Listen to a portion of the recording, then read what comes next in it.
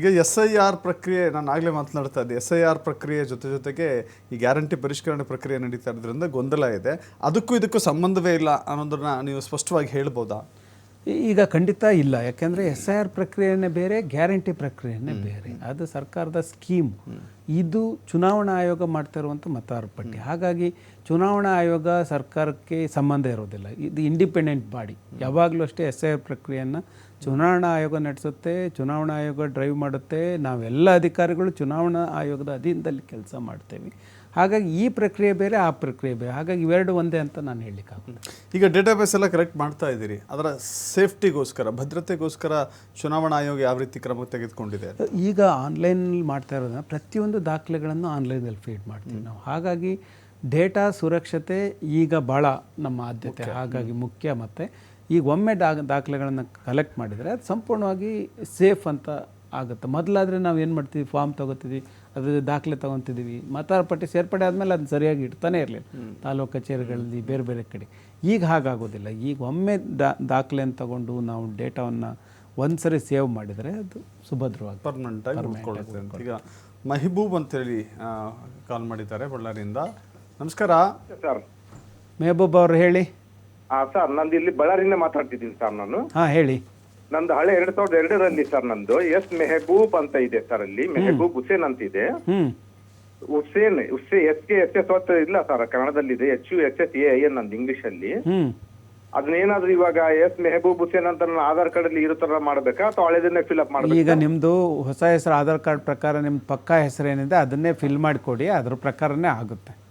ಹೌದಾ ಸರ್? ಇಲ್ಲಿ ಇನ್ನೊಂದು ಬಲಗಡೆ ಸರ್, ನನ್ನ ಮಗಳದ್ದು ಫಿಲ್ ಅಪ್ ಮಾಡ್ಬೇಕಾಗಿತ್ತು ಸರ್. ಅದು ಹೇಳಿ. ಅವ್ರ BLO ಏನಂದ್ರು ಸರ್, ತಾತಂದೆ ಹತ್ರ ಹಾಕಂತ ಹೇಳಿದ್ರು ಸರ್. ಅದು ತಾತಂದ ಹಾಕ್ಬೇಕಾ ಅಥವಾ ತಂದೆದ್ ಹಾಕ್ಬೇಕು? ತಂದೆದು ಹಾಕಬೇಕು, ತಂದೆ ಹೆಸರು ಹಾಕಬೇಕು. ತಂದೆ ಮತದಾರ ಪಟ್ಟಿಯಲ್ಲಿ ಪಾರ್ಟ್ ನಂಬರು ಏನು ಸೀರಿಯಲ್ ನಂಬರ್ ಇದೆ ಅದನ್ನು ಹಾಕಬೇಕು. ಆಮೇಲೆ ನಮ್ಮ ಹೆಣ್ಮಕ್ಳು ಸರ್, ನಮ್ಮ ಮಿಸಸ್ ಅವ್ರದ್ದು, ಅವ್ರು ನನ್ನ ಹೆಸರು ಮೆಹಬೂಬ್ ಹುಸೇನ್, ಅವ್ರ ಅದರಲ್ಲಿ ಬರೀ ಮೆಹಬೂಬ್ ಅಂತ ಬಂದಿದೆ ಸರ್. ಹಾಫ್ ಹೆಸರು ಬಂದಿದೆ, ಹಾಫ್ ಕಟ್ ಆಗಿದೆ 2002ರಲ್ಲಿ. ಈಗ ಚೇಂಜ್ ಮಾಡಿಕೊಡಿ, ಅದನ್ನು ಸರಿ ಮಾಡ್ತಾರೆ. ಓಕೆ ಸರ್, ಮೆಹಬೂಬ್ ಹುಸೇನ್ ಅಂತಾನೆ ಮಾಡಿಕೊಡಿ, ಅದನ್ನ ಚೇಂಜ್ ಮಾಡ್ತಾರೆ. Okay sir, thank you Mehboob ಅವರೇ. ಈಗ ಗೋಪಾಲ್ ಇದ್ದಾರೆ ಲೈನಲ್ಲಿ. ಗೋಪಾಲ್ ಅವರೇ ನಮಸ್ಕಾರ. ಸರ್ ನಮಸ್ಕಾರ ಸರ್. ಮಾತನಾಡಿ.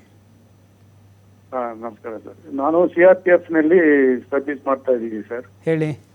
ಈಗ ರಿಟೈರ್ಡ್ ಆಗಿ ನಾವು 2009ನಲ್ಲಿ ಬೆಂಗಳೂರು ಬಂದಿದ್ವಿ. ಬಂದ್ಮೇಲೆ ನಾವು ವೋಟರ್ ಕಾರ್ಡ್ ಮಾಡಿದ್ವಿ ಇಲ್ಲಿ ಯಲಹಂಕನಲ್ಲಿ. ನಮ್ಮ ತಂದೆ ತಮಿಳುನಾಡಿನಲ್ಲಿ ಇದ್ರು. ಅವಾಗ ಅವರು 1999ನಲ್ಲಿ ತೀರ್ಕೊಂಡ್ರು. ಅವರು ವೋಟರ್ ID ಇಲ್ಲ, ವೋಟರ್ ನಂಬರ್ ನಮ್ಗೆ ಗೊತ್ತಿಲ್ಲ. ಅದು ಈಗ ನಮ್ಮ ಡೀಟೇಲ್ಸ್ ಬಂದಿದೆ, ಅದರಲ್ಲಿ ಮೇಲ್ಗಡೆ ಎಲ್ಲ ಡೀಟೇಲ್ಸ್ ಎಲ್ಲ ಸರಿ ಇದೆ.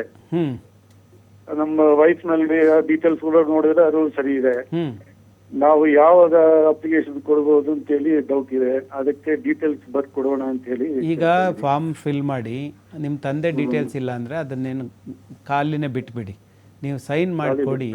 ನಿಮ್ಮದು ಮತದಾರ ಪಟ್ಟಿಯಲ್ಲಿ ಡ್ರಾಫ್ಟಲ್ಲಿ ಬರುತ್ತೆ. ಅದಾದಮೇಲೆ ನಾವು ನಿಮಗೆ ಒಂದು ನೋಟಿಸ್ ಕೊಡ್ತಾರೆ. ನಿಮ್ಮ ದಾಖಲೆ ಈಗ 12 ದಾಖಲೆಗಳಲ್ಲಿ ಯಾವುದಾದ್ರೂ ಒಂದು ದಾಖಲೆ ತಂದು ಹಾಜರುಪಡಿಸಿದರೆ ಸಾಕು, ಮತದಾರ ಪಟ್ಟಿ ಸೇರ್ಪಡೆ ಆಗ್ತದೆ. ನಿಮ್ಮ ತಂದೆಯವ್ರದ್ದು ಇಲ್ಲ ಅಂದರೂ ಏನು ಚಿಂತೆ ಇಲ್ಲ.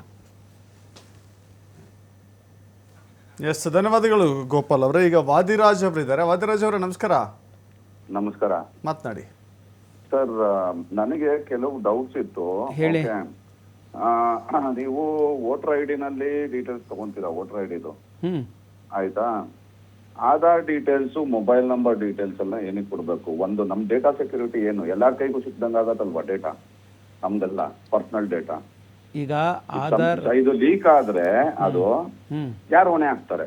ಈಗ ಕೇಳಿ, ಆಧಾರ್ನ ಪ್ರತಿ ಸಲ ಬಳಸಬೇಕಾದ್ರೂ ನಿಮ್ಮ ಅನುಮತಿ ಇಲ್ಲದೆ ಯಾರೂ ಸಹ ಬಳಸೋಕ್ಕಾಗೋದಿಲ್ಲ. ಇದು ನಿಮಗೆ ಗೊತ್ತಿರಲಿ.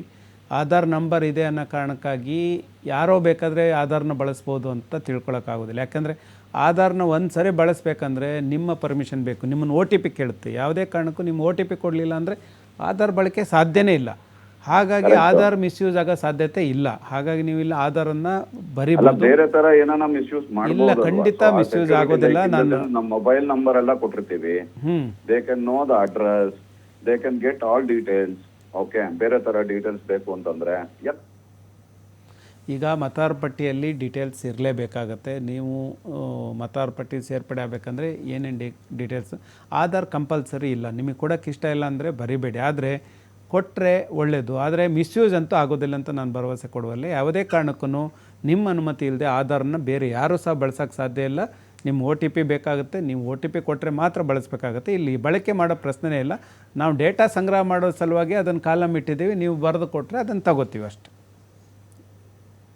ಎಸ್, ಧನ್ಯವಾದಗಳು ವಾದಿರಾಜ್ ಅವರೇ. ನಮ್ಮ ಜೊತೆ ಮಾತನಾಡಿದ್ದಕ್ಕೆ. ನಿಮ್ಮ ಸಮಸ್ಯೆ ಬಗೆಹರಿದಿದೆ ಅಂತ ಅಂದ್ಕೊಳ್ತೀವಿ. ನನ್ನ ಮತ ನನ್ನ ಹಕ್ಕು ಕಾರ್ಯಕ್ರಮ ಮುಂದುವರಿಯುತ್ತೆ ಬ್ರೇಕ್ ಆದಮೇಲೆ.